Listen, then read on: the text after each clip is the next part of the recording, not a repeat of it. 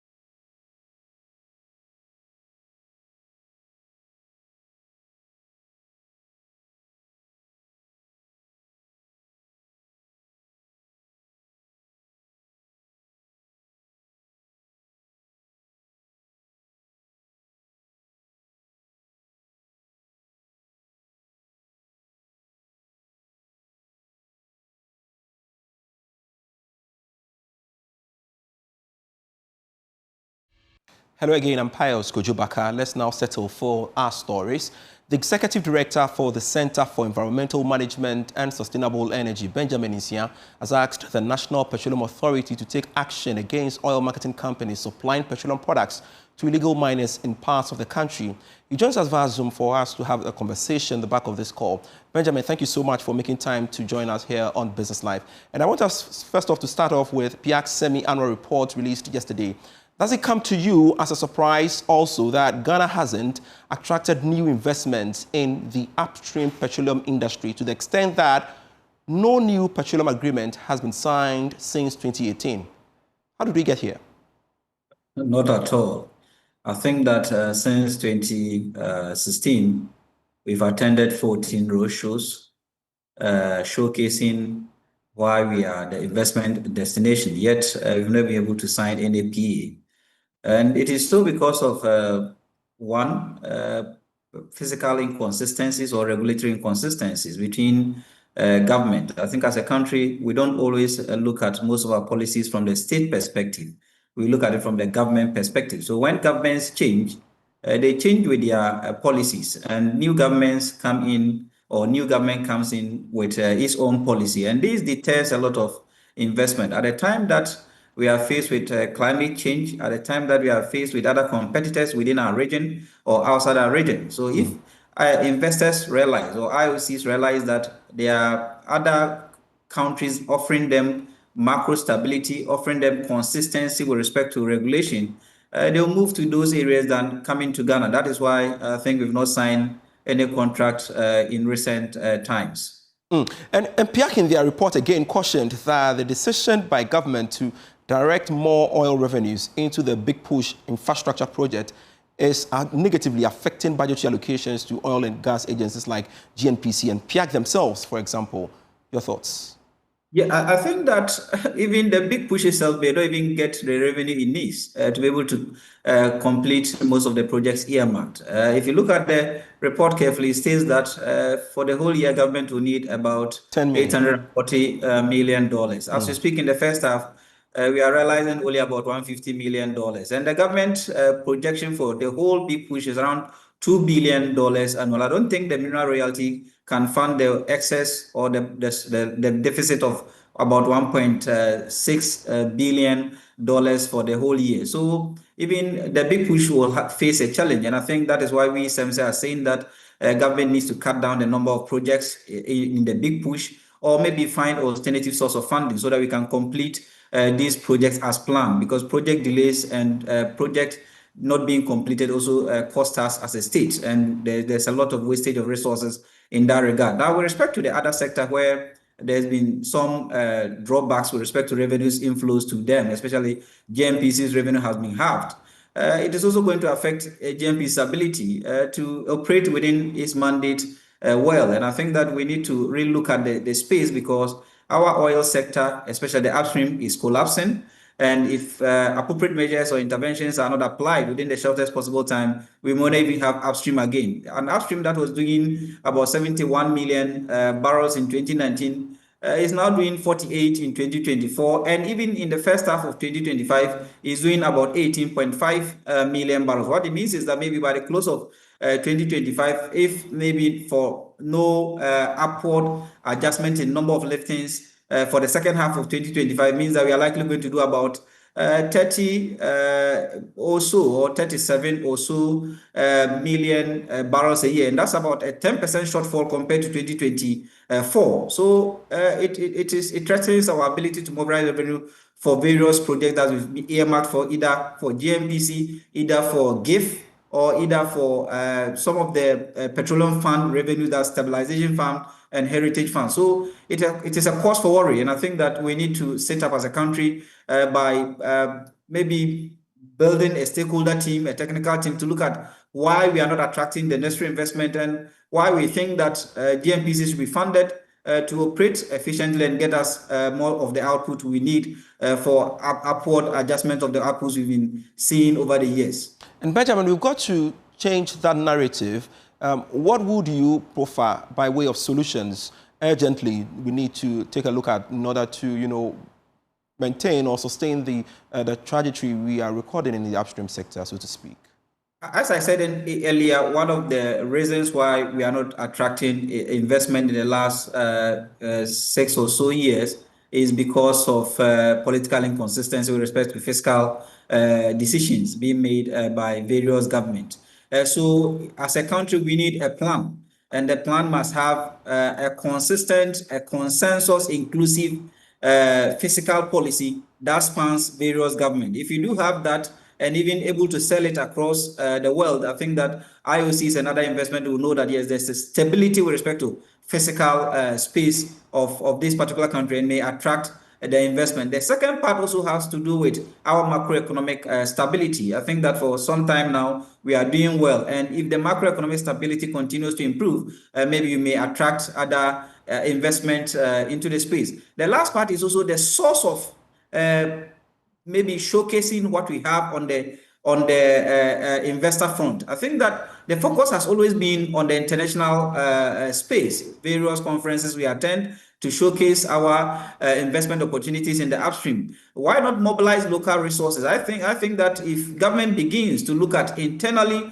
mobilizing resources, government will have these resources. There are a lot of resources that have been channeled into the real estate sector, where real estate is not that paying enough. So if these persons with huge resources, even though I know the oil sector requires huge resources, can mobilize funds for and diversify these funds from the real estate sector and other sectors into the petroleum upstream, I think we'll do enough to realize the dream we all want to achieve in that sector in terms of revenue mobilization. So these are some of the things I think that when we come together as a team, various stakeholders from the CSO space, various stakeholders from GMPC, various stakeholders from the government space, may put these consensus inclusive ideas together, and these ideas will span political parties and their government. And I think that we also need to consider political parties' input in developing an upstream framework that spans regimes. I think the major problem in our upstream is because of the regimes we've been operating over the years. Governments come, governments go, and these governments change their philosophies and fiscal policies within the space, and that has affected us a lot. Let's now talk about Galamsey. You are calling on OMCs not to supply their products to illegal miners. Why this call, and how did you know some OMCs supply products to illegal miners? I think we have not established that we do know some OMCs supplying, but for the fact that these galamseyers depend solely on oil or fuel for their operation, it means that one way or the other, product or fuel goes to them. For example, if someone wants to operate an excavator, it relies on fuel. If someone wants to operate a chamfine, it relies on fuel. Any of the pumping machines relies on fuel. So how do they get fuel? It means that I think our monitoring system has been weak, and the monitoring system is by the regulator. And also, the regulator has not been able to enforce some of his laws in ensuring that fuel is not sold in large drums at the retail sector. Because if you look at our petroleum downstream carefully, we are expected to have bulk consumers, and these bulk consumers are registered by MPA and allowed by OMCs to sell to them. But if you go to some of these mining communities, we do have bulk consumers who procure these products in large drums, procure these products in certain gallons, and then distribute them to certain areas. There are even evidence of BRVs being redirected to some of these mining communities to serve them. I think that MPA must be very effective in monitoring this space, because if we are able to cut the supply of petroleum products to these mining communities, it is halfway solving the illegal mining issue. Because without petroleum products, I don't think any of them will be able to operate any of the machines that they operate in these areas. And we're expecting that as contributing to the dialogue within this framework, MPA will also develop a framework or an intervention to ensure that they are able to monitor their OMCs well, effectively, so that some recalcitrant OMCs who sell to these mining communities or who sell to galamseyers are penalized. And if that sanctions regime is established, I don't think that any of them will supply this product to these mining communities. And Mr. Nsia, I'm wondering how this implementation will be done, because there are some who argue that it's going to be problematic since these OMCs are in business. So how do you get to tell them not to, supply fuel to illegal miners? Of course, illegal miners wouldn't come in the full glare, wearing illegal hats. Yes, I think that someone raised that particular argument. That's why I started by saying that bulk consumers are established by MPA, and illegal miners, based on the work they do, they've become bulk consumers. So if bulk consumers, we are not expected to procure these products at the retail outlet or at the filling stations. So if MPA realizes that there's a filling station in certain communities and their output or their sales have increased. For example, when I was looking at a report published by COMAC, I realized that there were some OMCs who were doing averagely 54,000 liters a day per their filling stations, or per the number of filling stations they have. They are doing 54,000 per filling station. No OMC in Ghana can do 54,000 per filling station. The highest they can do is around 5,000 liters per day at a filling station. So if there's an observation that some OMCs are doing 54,000 liters of products a day at a particular filling station, that means that these products have been diverted either to Galamsey site, or they've been diverted to what we call a third-party business in the petroleum downstream, and we must penalize them. I think those OMCs have been established, and if we do know them, because per the report we've seen about 3 or 4 names that are in that particular report. I think MPA must proceed to investigate how come they are selling huge volumes with little outlets to show for, because I think some of them have outlets of about 20, and looking at the millions they are selling, they can only sell by diverting this product or dumping this product at the mining site. So our concern is that if MPA is able to develop a framework to support the NIMOs, to support the Lands and Natural Resources Ministry and other sector agencies, I think that it is halfway solved, because without fuel, without gas oil especially, none of these miners will be able to do what they are doing in these bushes. Very well. Thank you so much, Benjamin Nsia. I'm grateful you could make time to speak to us here on Business Live. Now, to one of our lead stories, the Ghana Stock Exchange has called for stronger regulations to clamp down on fraud in the investment sector, highlighting the importance of technology improving digital inclusion. Managing Director for the exchange, Abinamwa, was quick to point out that risks technical advancements pose. Now, she was, however, optimistic that stringent regulations will be crucial in combating Ponzi scheme in the country. The highlight of the Ring the Bell for Financial Literacy campaign was a thought-provoking debate on the motion. In a digital world, are capital markets safer or more inclusive? Alpha Beta School, which defended the motion, faced off against Roman Ridge School, which opposed the motion. Debaters took turns convincing the audience on whether digital advancements pose significant risk to capital market operations or if their advantages outweigh the drawbacks. In a close contest, Roman Ridge School emerged as the winner, edging out their opponent by just a single point. Delivering the welcome address, Abna Amwa, Managing Director of the Ghana Stock Exchange, highlighted the transformative role of technology in driving financial inclusion. While she expressed optimism about the opportunities digital innovation presents, she also acknowledged the glaring risks it poses to the financial ecosystem. Technology continues to reshape the financial landscape, from digital trading platforms and blockchain applications to cryptocurrencies and AI-driven investment tools.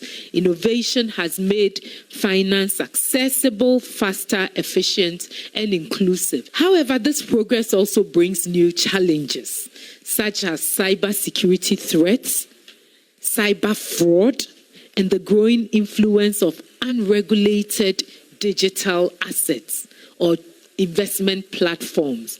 Unregulated, and people are busy putting their money into these platforms.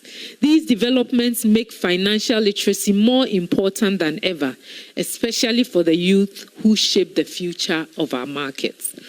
At the GSE, our digital transformation journey has been steady and impactful. Klena Masem, principal debater for the winning school, expressed excitement at their victory and called for more of such platforms to promote. Participating in the capital market debates was a very new experience.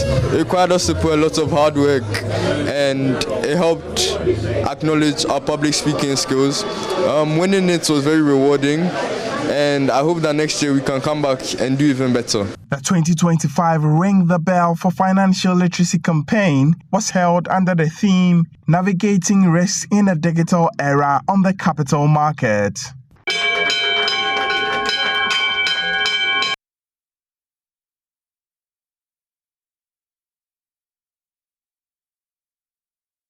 The Office of the Registrar of Companies says it is ready to engage stakeholders to address any bottlenecks affecting its operations and service delivery. Acting Registrar Mami Sama Pripra says the move is part of broader efforts to improve efficiency and support private sector growth. Speaking at a symposium jointly organized by the International Finance Corporation in Accra, Mrs. Pripra said effective collaboration between the Registrar's Office, financial institutions and development partners will help create a more supportive environment for businesses. So going forward, we are looking more towards sensitization because not a lot of people are aware of this act. We want to create sensitization not only among the elites, but also the small business owners. I mean, there's the need, whenever the company is set up, there's also the need to bring it down properly. And that is something that is really missing in our society. So we want to create that awareness in the society among the small and medium scale enterprises as well. So stakeholders can just engage with us. The ORC is always available to ensure that you understand the in-depth of this act. The ORC is ready to put into practice all the steps that the act is laying out. So we are ready to work with the stakeholders. At the invitation or call of any stakeholder, the ORC will make itself available to explain the dictates of this act and also to aid and assist stakeholders in dissolving companies properly. The target group includes the financial sector and the private sector.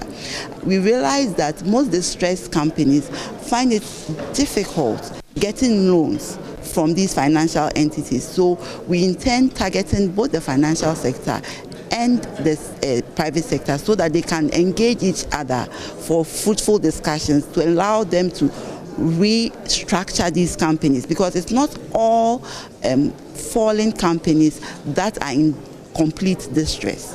So there's a need to engage them and see the need to give them viable, structured loans to resuscitate them when they need be. And that's it for Business Live for tonight. I am Pius Kujubaka. For more stories, feel free to log on to myjoyonline.com/business. Grateful serving you.